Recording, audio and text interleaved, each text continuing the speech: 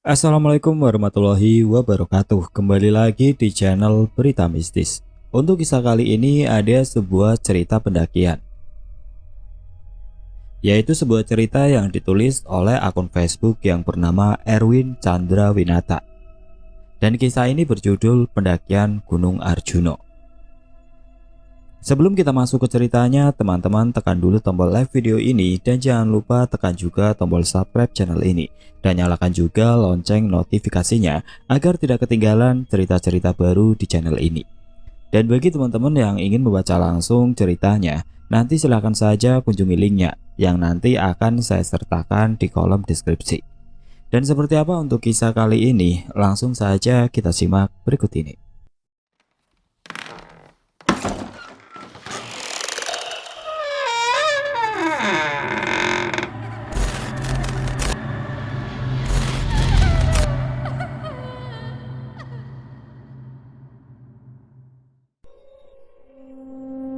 Kali ini saya akan menceritakan sebuah pengalaman mistis yang dialami oleh seorang wanita kece saat ia bersama teman-temannya melakukan pendakian ke Gunung Arjuno via Purwosari. Dan kebetulan dia juga orangnya agak-agak sensitif dalam hal mistis. Tapi demi keamanan dan kenyamanan bersama, nama-nama yang terlibat dalam cerita ini udah saya samarkan. Awal Maret tahun 2019, aku mengajak teman-temanku untuk mendaki Gunung Arjuno via Purwosari. Entah kenapa aku memilih jalur tersebut, padahal banyak sekali artikel-artikel yang membahas tentang kemistisan jalur Purwosari ini. Yang jelas aku suka saja dengan suasana yang ada di sana. Apalagi di sana terdapat peninggalan-peninggalan sejarah yang membuatku semakin penasaran dan ingin melihat secara langsung seperti apa peninggalan-peninggalan tersebut. Aku lalu menghubungi beberapa teman-temanku dan mengutarakan maksudku pada mereka. Syukurlah, ternyata mereka pun mau menemaniku. Total ada 7 orang yang akan melakukan pendakian ini. 5 orang cowok dan 2 orang cewek, yaitu aku dan Yanti. Singkat cerita, akhirnya hari yang dinantikan pun tiba. Setelah berdoa terlebih dahulu, akhirnya pukul 11 malam, aku bersama ke-6 teman-temanku mulai melakukan pendakian itu. Di awal perjalanan semuanya masih normal-normal saja. Bahkan dalam kepalaku pun tidak terpikirkan sama sekali tentang hal-hal yang berbau mistis. Tapi saat kami tiba di pos pemeriksaan sebelum pos 1, di saat suasana sedang hening-heningnya, tiba-tiba aku mendengar seperti ada suara tertawa dari seorang perempuan. Aku yakin kalau suara itu bukan berasal dari kami, karena pada saat itu di antara kami tidak ada yang tertawa sama sekali. Aku mencoba untuk berpikir positif. Mungkin saja ada yang salah dengan pendengaranku saat itu. Akhirnya kami pun sampai di pos 1. Istirahat sebentar, kemudian lanjut lagi berjalan menuju pos 2. Tapi baru saja beberapa menit kami berjalan meninggalkan pos 1. Entah kenapa tiba-tiba aku merasa capek sekali. Badanku lemas seperti yang sudah berjalan berjam-jam lamanya. Padahal saat itu aku pun hanya membawa daypack saja, bukan tas keril. Belum habis rasa heranku itu, tiba-tiba saja aku dikejutkan oleh suara gamelan yang kini terdengar jelas di telingaku. Aku mulai ketakutan, tapi lagi-lagi aku mencoba untuk berpikir positif. Mungkin saja itu suara dari warga yang sedang memutar musik, karena dari posisi kami sekarang ini memang jaraknya masih lumayan dekat ke pemukiman warga. Meskipun sebenarnya memang agak-agak aneh, karena saat aku memperhatikan ekspresi dari teman-temanku, ternyata mereka semua bersikap biasa-biasa saja, seolah mereka memang tidak mendengar suara gamelan itu. "Jack, aku udah gak kuat deh kayaknya," ucapku pelan. "Terus gimana dong?" Jack balik bertanya. "Ngecamp aja ya," pintaku memelas. "Ya udah, nanti di pos 2 aja ya," jawab Jack seperti menunggu persetujuan dariku. Aku hanya mengangguk pelan. Rasa capek yang dari tadi aku rasakan semakin lama semakin menjadi.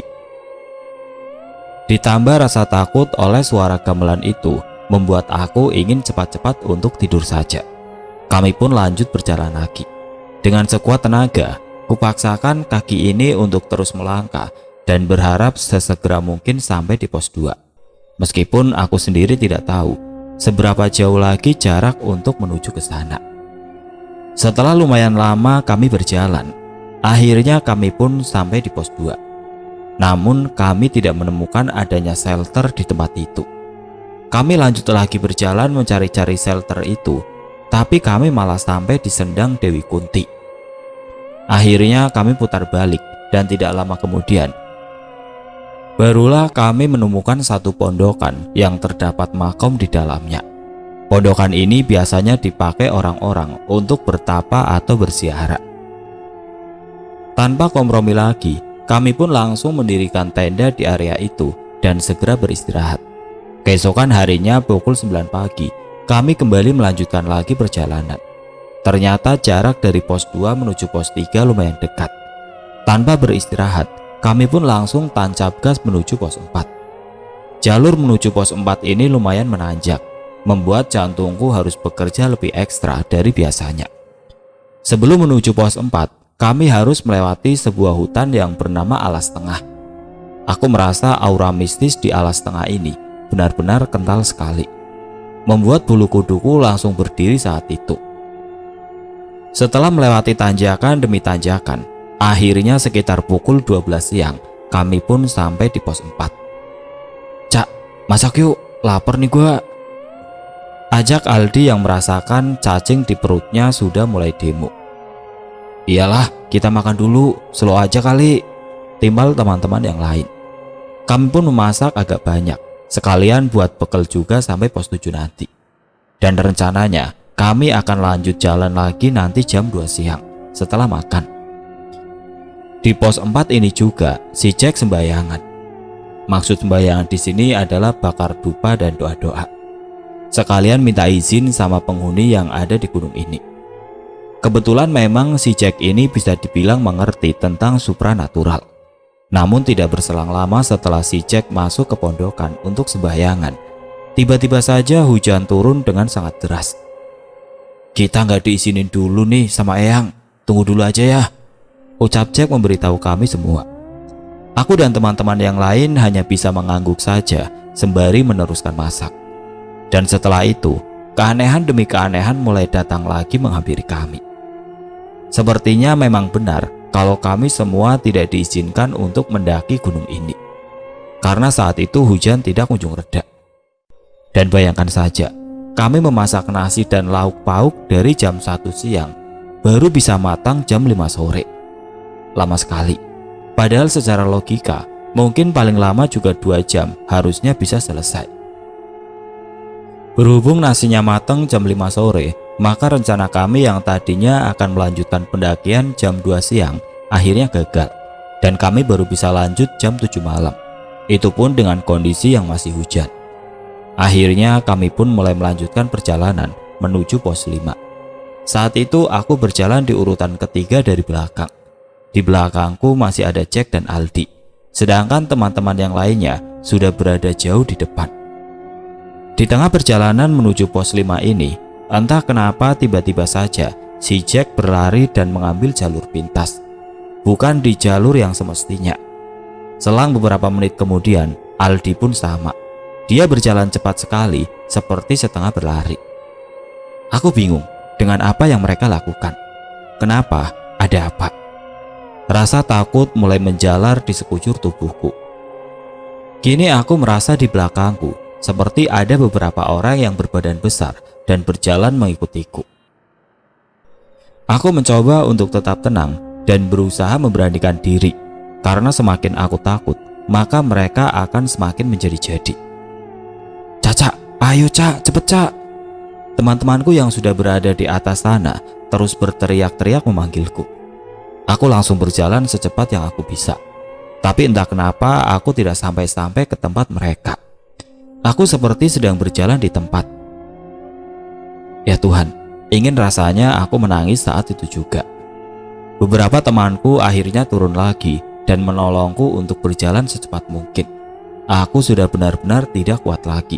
badanku lemes. Butuh perjuangan yang sangat luar biasa, akhirnya kami bisa melewati itu semua dan sampai di pos 5 dengan selamat. Gimana Cak? Kita langsung lanjut atau stop sampai di sini? Jack melontarkan pertanyaan yang tidak pernah kuduga sebelumnya. Aku tahu maksud pertanyaannya itu sebenarnya mengajak kami untuk stop dan berhenti sampai di sini. Memang semua keputusannya ada pada aku, karena akulah yang mengajak melakukan pendakian ini. Jujur aku pun bingung. Di dalam hatiku sebenarnya ingin sekali untuk menyudahi pendakian ini. Tapi di sisi lain, aku melihat raut wajah teman-temanku yang lain seolah mengajak untuk tetap melanjutkannya. Coba pikir baik-baik Cak, pakai hati jangan pakai ego. Lanjut Jack sambil berlalu meninggalkanku. Oke stop, kita sampai sini aja, ucapku lantang. Yakin Cak, udah nyampe sini loh kita. Iya Cak. Beberapa teman-temanku yang lain masih ingin melanjutkan pendakian ini dan berusaha membujukku. Namun aku tetap teguh dengan pendirianku. Stop. Setelah melalui perdebatan yang lumayan alot, akhirnya mereka pun mengalah. Kami langsung mendirikan tenda agar bisa segera istirahat dan mengganti pakaian kami yang sudah sedikit basah. Duar. Kami semua langsung kaget dan ketakutan. Saat kami mendirikan tenda, tiba-tiba saja petir menyambar ke jalur yang berada tepat di atas kami. Pilihan kamu udah bener Cak. Coba aja kalau tadi kita tetap lanjut. Mungkin besok pagi aku turun bawa kantong kuning 6 biji. Bisik Jack di telingaku. Aku langsung merinding dan menangis. Keesokan harinya pikiran kami mulai berubah. Kami mencoba untuk melanjutkan lagi pendakian. Tapi di saat kami beres-beres, ternyata hujan kembali lagi turun dengan sangat deras. Bahkan kali ini kondisinya sudah mendekati badai. Seharian itu kami tidak bisa kemana-mana. Hujannya awet. Sempat reda sebentar, tapi kemudian hujan lagi. Akhirnya malam pun datang. Ini adalah malam ketiga kami di gunung ini. Cuaca masih tetap hujan, tapi tidak sederas tadi siang. Hanya saja anginnya masih lumayan kencang. Malam itu di dalam tenda, kami isi dengan obrolan-obrolan santai ditemani teh hangat dan kopi hitam. Sesekali tawa hadir dari bibir kami sebagai penghibur atas pendakian kami yang kurang beruntung ini. Saat kami larut dalam obrolan demi obrolan di malam itu, tiba-tiba saja terdengar suara bluk. Refleks aku langsung melihat ke arah luar, tempat di mana suara itu berasal. Ya Tuhan, saat itu di luar tenda, aku melihat ada sesuatu yang mirip seperti kaki. Namun ukurannya sangat tidak lazim, besar sekali dan dipenuhi dengan bulu. Aku tidak melihat bentuk sosok itu secara utuh, hanya kakinya saja. Entah makhluk seperti apa yang kini sedang berdiri di depan tenda kami ini. Hanya beberapa saat saja kaki itu berada di sana. Kemudian kaki itu menghilang entah kemana. Kami langsung saling berpandangan satu sama lain dan saling berbisik. Kamu lihat gak? Dari kami berempat yang mengisi tenda itu semuanya melihat. Aku, Aldi dan Jack, sedangkan Yanti mengaku dia tidak melihat apa-apa. Malam itu waktu terasa sangat lama sekali. Dengan perasaan yang tidak menentu, akhirnya kami bisa melewati malam itu dengan aman. Tidak ada kejadian aneh lagi yang aku alami setelah kepergian kaki itu. Keesokan paginya setelah sarapan, kami jalan-jalan ke atas sampai ke pos 6. Namun kali ini kami sudah tidak berniat untuk muncak.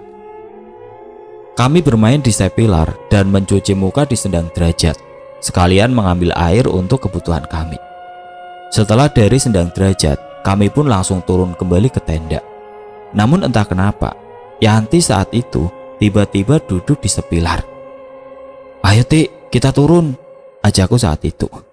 Kamu turun duluan aja, aku pengen di sini, jawab Yanti dengan lirih. Perasaanku mulai tidak enak karena sikap Yanti terlihat beda dari biasanya. Aku mulai merinding ketika tiba-tiba kabut pekat menyelimuti area sepilar ini. Dan aku baru sadar ternyata teman-temanku yang lain sudah jauh di bawah. Aku terus paksa Yanti untuk turun dan akhirnya dia mau. Aku berjalan di belakang dia agar aku bisa mengontrolnya. Aku perhatikan gerak-gerik dia dari belakang dan memang sepertinya ada yang aneh. Aku merasa dia terlihat seperti lebih cantik dan lebih anggun. Saat aku sedang asik memperhatikan dia, entah kenapa tiba-tiba Yanti berhenti dan dia langsung mengobrol dengan pohon dan batu-batu yang ada di sana. Suaranya lembut dan bahasanya halus sekali. Daun-daun di sekitar tempat itu yang awalnya biasa saja, tidak ada angin dan tidak ada badai, tiba-tiba bergoyang-goyang dengan sendirinya. Aku pun saat itu merasa seperti banyak sekali makhluk-makhluk yang berebut ingin masuk ke dalam tubuhku. Karena sudah tidak kuat lagi, akhirnya aku berlari turun meninggalkan Yanti di sana. Aku langsung meminta tolong pada Jack untuk menangani Yanti.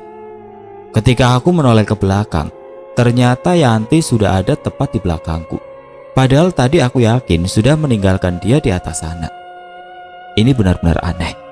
Dan saat Jack melihat Yanti, si Jack langsung terbengong-bengong, seolah dia sedang terkesima melihat sosok wanita yang sangat cantik jelita. Jack, sadar Jack!" bentakku sambil menggoyangkan badannya. Saat itu juga Jack langsung kembali sadar. Dia langsung mencoba untuk menyadarkan Yanti. Dan tidak lama kemudian, akhirnya Yanti pun bisa kembali normal. Setelah kejadian itu, kami tidak lagi mengalami hal-hal aneh lagi. Hingga pada saat kami mulai beranjak turun, saat dari pos 4 menuju ke pos 3, tiba-tiba saja Jack menggeram seperti harimau dan dia berjalan dengan sangat cepat. Bisa dibayangkan, trek dari pos 4 menuju pos 3 ini lumayan curam dengan batu-batu besar di sepanjang jalur. Namun saat itu aku melihat Jack berjalan seolah di jalan yang datar. Kami semua langsung panik. Aldi dan Dimas berusaha untuk mengejar Jack karena khawatir takut dia celaka. Ternyata Jack berhenti di alas tengah. Ketika kami semua berada di alas tengah ini, suasana langsung berubah. Kabut berwarna gelap langsung memenuhi area ini. Suasana terasa mencekam sekali. Jack tiba-tiba merokok dan kemudian dia minta untuk difoto di tempat ini. Tapi saat itu kondisi dia masih kerasukan. Setelah ditenangkan oleh yang lainnya, akhirnya Jack bisa sadar. Kami pun kembali melanjutkan perjalanan turun menuju ke base camp. Belum begitu lama kami mulai lagi berjalan. Tiba-tiba Jack tertawa-tawa dengan sendirinya. Dan yang membuat kami kaget adalah suara tertawanya itu suara perempuan. Kami langsung berdoa agar Jack cepat sadar. Dan akhirnya dia pun kembali normal. Selepas itu tidak ada kejadian-kejadian aneh lagi.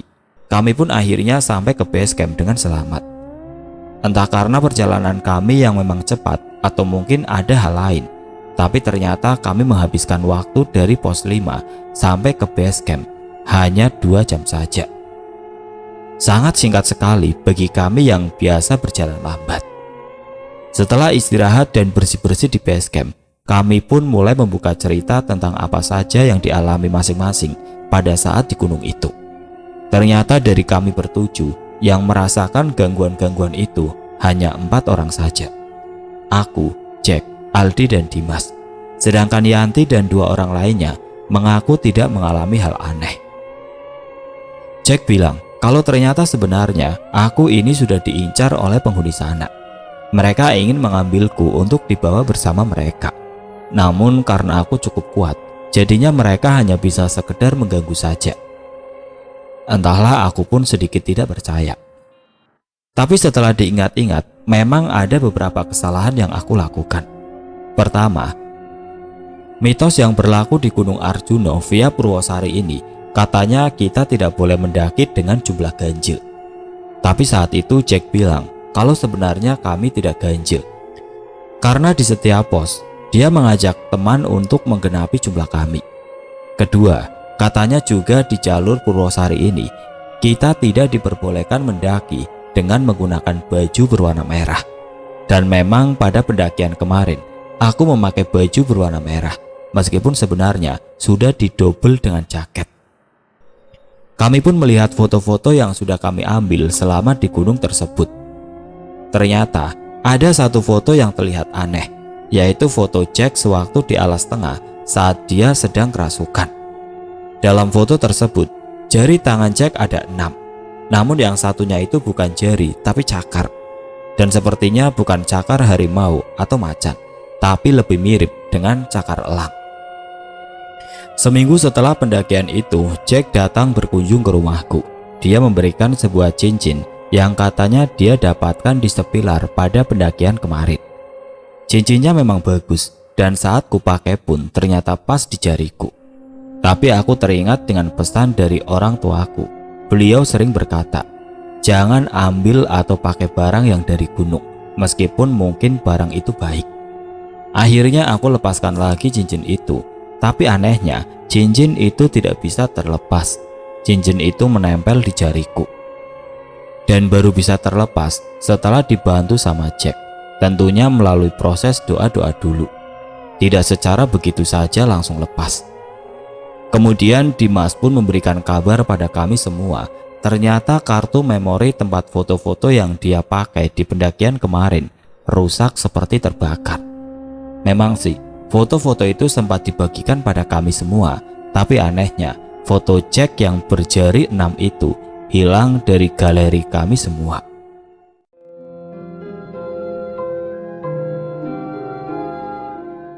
Oke teman-teman, sekian untuk cerita kali ini. Semoga apa yang sudah saya sampaikan dalam kisah ini dapat dijadikan pelajaran untuk kita semua. Dan bagi teman-teman yang baru bergabung, jangan lupa untuk like, komen, share, serta subscribe channel ini. Dan nantikan kisah-kisah horor berikutnya tetap di channel Berita Mistis. Wassalamualaikum warahmatullahi wabarakatuh.